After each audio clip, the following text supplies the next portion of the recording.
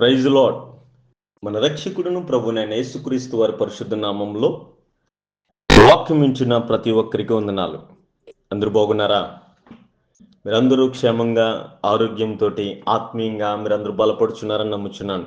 ఉదయకాల ప్రార్థనలు బట్టి, సాయంకాలము అందించబడుతున్న వర్తమానాలను బట్టి మీ ఆత్మీయ జీవితం కూడా దినదినము వృద్ధిలోనికి వస్తూ ఉంది అని నేను నమ్ముచూ ఉన్నాను. మనమందరము కూడా దేవునిలో కష్టపడము, దేవుని మాటలు వింటూ మన ఆత్మీయతను బలపరుచుకోవడము ఎంతో అవసరం. దినాలు చాలా భయంకరంగా ఉన్నాయి. ఎక్కడ చూసిన పాపము, ఎక్కడ చూసిన మరణము, ఎక్కడ చూసిన యాక్సిడెంట్లు అనేక విధాలుగా ఉంటూ ఉన్నది. మనుషులు చాలా దారుణమైన నిర్ణయాలు తీసుకుంటూ ఉన్నారు.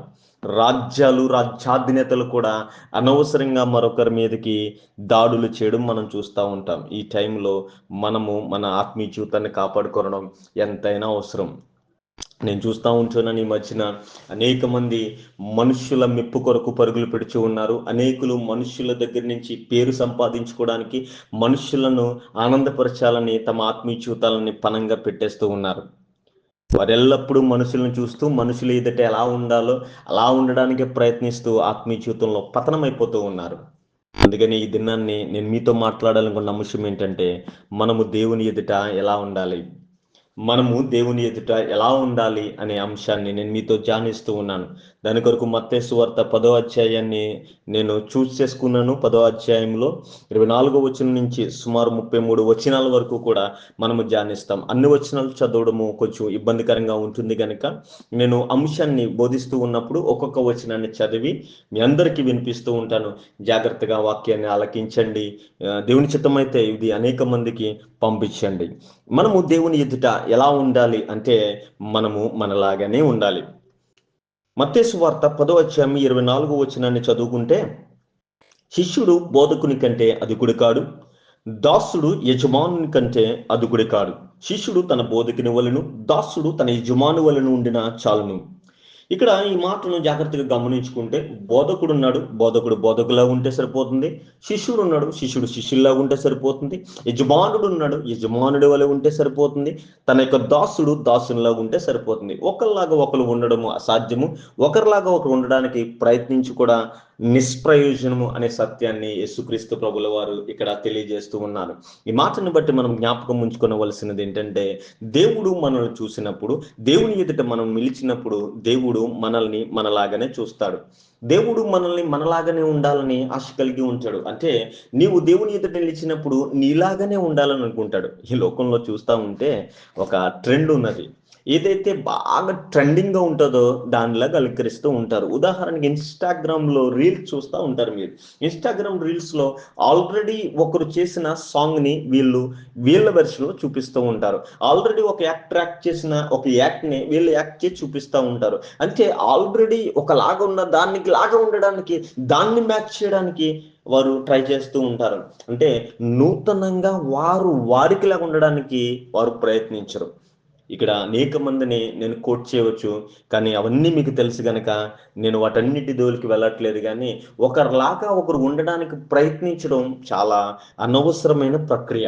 ఎందుకంటే మనుషులను మనము అట్రాక్ట్ చేయడానికి, ఒక ప్రియుడు ప్రేయసిని అట్రాక్ట్ చేయడానికి తనకు నచ్చినట్లుగా మారిపోతూ ఉంటాడు. ఒక ఇంటర్వ్యూకి వెళ్ళేవాడు ఇంటర్వ్యూలో ఉద్యోగాన్ని గెలవడానికి, ఆ ఇంటర్వ్యూ చేస్తున్నవాడు ఎలాగైతే ఉండాలనుకుంటున్నాడో అలా ఉండడానికి ప్రయత్నిస్తూ ఉంటాడు.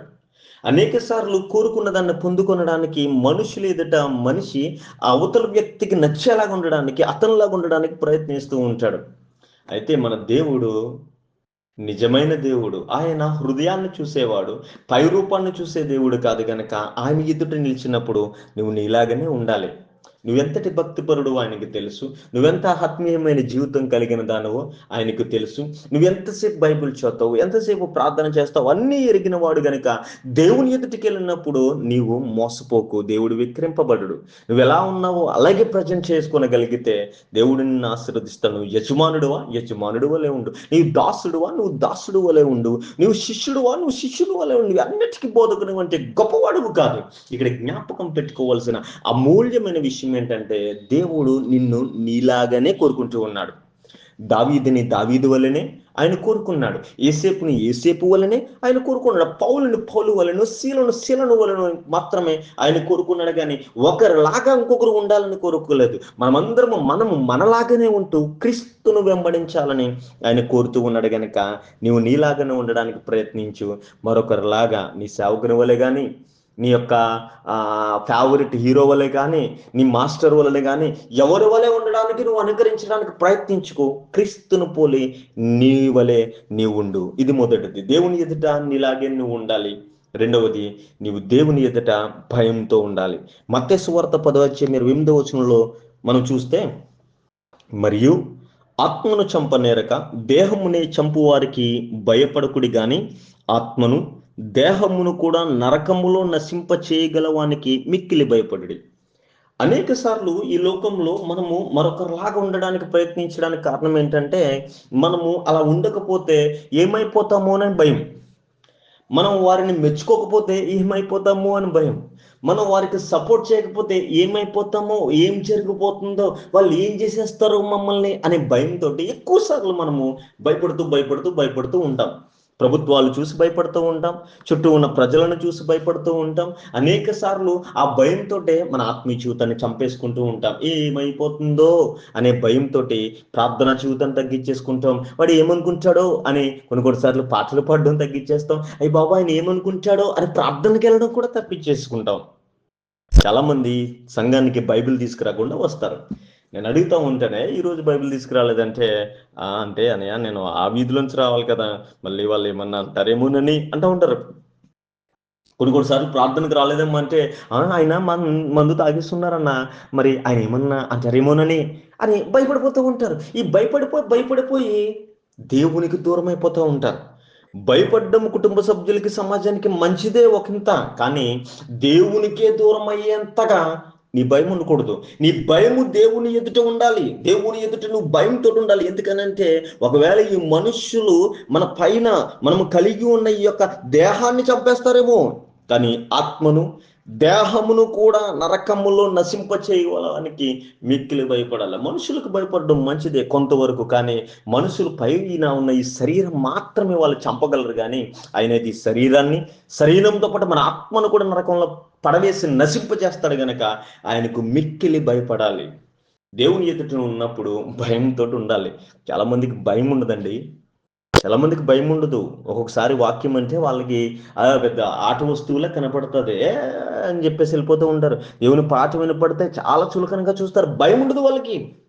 బైబిల్ అంటే కూడా భయం ఉండదు. సేవకులు అంటే భయం ఉండదు. దేవుని ఎదుటి ఉంటే భయపడాలి. దేవుని మాటలు వింటున్నప్పుడు భయపడాలి. దేవుని యొక్క మాటలు చదువుతూ ఉన్నప్పుడు భయపడాలి. నేను బైబిల్ కాలేజీలో థియాలజీ చేస్తున్నప్పుడు నేను ఒక సత్యాన్ని తెలుసుకున్నాను. అదేంటంటే మన ఆదిమ సంఘము అనుకుంటా ఆ బైబిల్ని రాస్తూ ఉన్నప్పుడు వాళ్ళు ఎప్పుడైనా యెహోవా అనే పేరు ఉన్నప్పుడు అది రాయడానికి వారు చాలా భయంతో, చాలా భక్తితోటి ఆ మాటను రాస్తూ ఉండేవారంట. బైబిల్లో యెహోవా అనే మాటను వాళ్ళు రాయాలంటే మొదటిగా వారు వెళ్ళి స్నానం చేసి చక్కగా పరిశుద్ధంగా అక్కడ కూర్చుని ఆ మాటను రాసి వాళ్ళు కొనసాగిస్తూ ఉండేవారు. మరలా యెహోవా అనే మాటను తర్జుమా రాయాలి అంటే మరలా వెళ్ళి స్నానం చేసి వస్తూ ఉండేవారని ఆ యొక్క కాలేజీలో చదువుతున్నప్పుడు నేర్చుకున్నాను. అందుకనే అంత భయంతో ఆ పదాన్ని రాయలేక, అంతే గౌరవాన్ని ఆ పదానికి ఇవ్వాలని చెప్పేసి యెహోవా అనే మాటను ద లార్డ్ అని క్యాపిటల్ లెటర్లో ట్రాన్స్లేట్ చేశారు కేజేబీ వెర్షన్లో అని చెప్పారు. నేను అది తెలుసుకున్నప్పుడు నాకు అనిపించింది, అప్పుడు బైబిల్ని రాస్తూ ఉండగా ఆ భక్తులు ఎంత భయంతోటి, భక్తితోటి ఆ మాటను రాశారో, ఆ భయము భక్తి ఈ రోజు క్రైస్తవుల్లో కనపడట్లేదు. దేవుని భయం లేకుండా ఉన్నారు, కానీ మనుషులకు భయపడిపోతున్నారు. అయ్యో మా అన్నేమంటాడు, మా నాన్నేమంటాడు, వాడేమంటాడు, వీడేమంటాడు అని ఆ భయంతో దేవునికి దూరం అయిపోతున్నారు. కానీ దేవునికి భయపడాలి. దేవుని ఎదుట నీవు నీలాగే ఉంటూ దేవునికి భయపడేవారుగా ఉండాలి. అలాగే మూడవదిగా దేవుని చేత అంగీకరించబడేలాగా ఉండాలి. మత్తయి సువార్త 10:32-33 చూస్తే, మనుషుల ఎదుట ఎవడు నన్ను ఎరుగనను వాని పరలోకమందున్న నా తండ్రి ఎదుటను నేను ఎరగను. మనుషుల ఎదుట నన్ను ఒప్పుకొని వాడెవడు పరలోకమందు నా తండ్రి ఎదుట నేను వాడిని ఒప్పుకొందును. 32-33 చదివితే గనక ఒక వచనంలో ఏముంటది? ఎవడైతే నన్ను ఒప్పుకుంటాడో నేను నన్ను ఒప్పుకుంటాను, ఎవడైతే నన్ను ఒప్పుకోడో నేను వాడిని ఒప్పుకోను. దేవుని చేత మనం ఎప్పుడు కూడా అంగీకరించబడాలి. దేవుడు మనల్ని ఈయన నా కుమారుడు, ఇది నా కుమార్తె అనేలాగా మన జీవితాలు ఉండాలి, కానీ వీడెవడు నాకు తెలీదు అనేలాగా ఉండకూడదు. మనం జీవిస్తున్న జీవితంలో మనము మనలాగానే ఉంటూ దేవుని భయం కలిగి జీవిస్తూ ఉండగా దేవుడు మనల్ని పరిశీలిస్తూ ఉంటాడు, పరీక్షిస్తూ ఉంటాడు. కొన్ని మన ఎదుటి విశ్వాసానికి చిన్న చిన్న పరీక్షలు కలుగుతూ ఉంటాయి. ఆ పరీక్షల్లో గెలిచి ఎప్పటికీ కూడా క్రీస్తే నా దేవుడు, యేసు కొరకే నా జీవితము అని నిలబడగలిగితే యేసు క్రీస్తు ప్రభుల వారి నుండి కూడా ఆయన తండ్రి ఎదుట ఒప్పుకుంటూ ఉంటాడు. Yes, he's my son, he's my daughter అని ఆయన చెప్పగలుగుతాడు. ఎప్పుడంటే తెలుసా? ఎప్పుడంటే ఆయనను నీవు అంగీకరించినప్పుడు. నువ్వు అంగీకరించగలిగితే ఆయన అంగీకరించబడతావు. నువ్వు ఎల్లప్పుడూ కూడా దేవుని ఎదుటికి వెళ్ళినప్పుడు నువ్వు అంగీకరించబడేలా ఉండాలి. ఒకానొక సమయంలో కయ్యను హేబెలు అర్పణలు తీసుకుని వెళ్తే కయ్యను అర్పణ అంగీకరించబడలేదు, ఈ యొక్క తమ్ముడైన హేబెలు యొక్క అర్పణ అంగీకరించబడింది. ఆయన ఎదుట అంగీకరించబడేలాగా మన జీవితాలు ఉండాలి. ఈ రోజు నువ్వు తీసుకొచ్చిన ప్రార్థన అయినా, నువ్వు చేస్తున్న ప్రసంగమైనా, లేదంటే నువ్వు పాడుతున్న పాట అయినా దేవుని చేత అంగీకరించబడేలాగా ఉండాలి. దేవుని ఎదుట నువ్వు నిలుస్తున్నావంటే నీవు ఎప్పటికీ కూడా అంగీకరించబడేలాగా ఉండాలి. నువ్వు అర్పణ అర్పించి ఆయన అంగీకరించకపోతే, నువ్వు పాట పడి ఆయన అంగీకరించకపోతే, నువ్వు ప్రసంగించి ఆయన అంగీకరించకపోతే ఎందుకు ఆ ప్రయాస? నీ ప్రయాస వ్యర్థం కాకుండా ఉండాలంటే నువ్వు ఎల్లప్పుడూ దేవుని చేత అంగీకరించబడేలాగా ఉండాలి. అటువంటి గొప్ప జీవితాన్ని జీవించాలి. మనం ఎల్లప్పుడూ దేవుని ఎదుట ఉండవలసిన వారమై ఉన్నాం. ఒకవేళ మరణిస్తే ఆయన సింహాసనం ఎదుట, ధవలవర్ణ సింహాసనం ఎదుట ఆయన ఎదుట నిలవలసిన వారమై ఉన్నాము. ఆయన ఎదుట నిలిచినప్పుడు నీవు నీలాగానే కనిపించాలి. ఆయన ఎదుట నిలిచినప్పుడు నువ్వు భయంతో ఉండాలి. ఆయన ఎదుట నిలిచినప్పుడు ఆయన అంగీకరించేలాగా ఉండాలి. అక్కడ ఆ రీతిగా ఉండాలంటే ఇక్కడ నువ్వు అటువంటి విశ్వాస జీవితాన్ని కొనసాగించగలిగితే దేవుడు నీ జీవితంలో గొప్ప కార్యాలు చేస్తాడు. కనుక అటువంటి దేవుడు అంగీకరించే జీవితం కలిగి ఉండాలని నేను మనస్ఫూర్తిగా కోరుకుంటూ ఈయన మాటలు ముగిస్తున్నాను. దేవుడు మిమ్మలను దీవించును గాక. ఆమేన్. ప్రార్థన చేద్దాం. దేవుడు మీకు వందనాలు. ఈ మాటలు విన్నని బిడ్డలందరినీ జ్ఞాపకం చేసుకునండి. వారి జీవితానికి, వారి ఆత్మీయ జీవితానికి ఫలభరితంగా ఈ వర్తమానం ఉండేలాగా సహాయం చేయండి. ఇది వించిన ప్రతి ఒక్కరూ కూడా తండ్రి ఈ వర్తమానమును బట్టి ముందుకు కదలడానికి, వర్తమానమును బట్టి వారి జీవితంలో ఉన్నతమైన స్థానంలో ఉండడానికి కృపను అనుగ్రహించి మీ నామానికి మహిమ తెచ్చుకున్నామని మా రక్షకుడును నజరేయుడైన యేసుక్రీస్తు నామంలో అడిగి వేడుకొనుచున్నాం తండ్రి. ఆమేన్. దేవుడు మిమ్ములను దీవించును గాక.